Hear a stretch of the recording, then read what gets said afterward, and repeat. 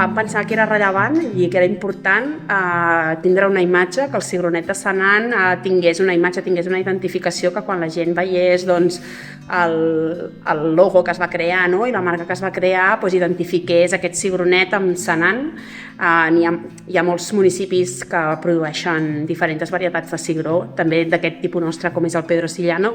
i per això pensàvem que identificar aquest cigronet amb una imatge i amb una marca registrada era un plus que li afegíem al producte. Una identitat visual que el que vol fer és recollir la singularitat del projecte i del producte, que a més explica com és aquest projecte del cigronet de Senan. Treballada des de l'Ajuntament de Senan, també amb el projecte LIFE. Principalment la marca del cigronet de Senan recull i es basa en el que és l'imaginari col·lectiu del que les persones que viuen a Senan i que han estat implicades en el projecte ja coneixen. Vam fer tota una investigació del que és la part d'imatge, la imatge, aquesta memòria visual que ja tenien, i a partir d'aquí vam anar creant tot un relat, és un relat de marca que ens ajuda a identificar-la, treballant en un manual d'identitat corporativa, amb un cromatisme, també amb unes tipografies. Bé, aquesta memòria visual de la que parlàvem es va transformant a poc, amb un procés, òbviament, de disseny gràfic,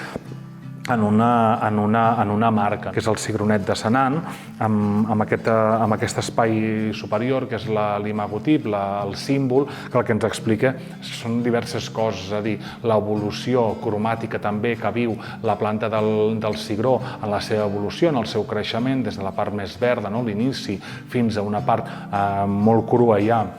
un color molt cru, molt beix, al final d'aquesta etapa, que també embolcalla aquest cigró que tenim a dins, que l'hem d'intuir, el podem intuir, però també ens representa aquests camps sobreposats en un territori petit, que el que ens explica és que aquest cigró té una singularitat i peculiaritat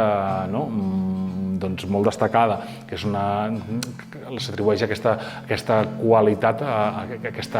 producte petit però de gran qualitat. I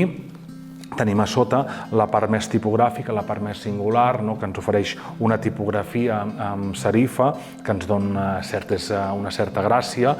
i l'acompanyem d'una tipografia de pal sec, que és la que ens localitza, en aquest cas, la ubicació d'aquest cigronet. Aquestes dues peces que embolcallen a un cigró les podem identificar, diguéssim, en dos llocs. Una, en la pròpia clofolla del cigró, aquest embolcall natural del cigró, i l'altra, crec que també ens emula una miqueta aquesta forma que fa aquest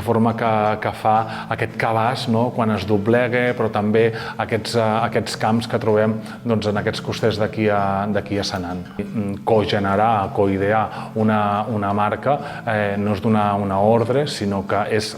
treballar i veure molt més enllà del projecte.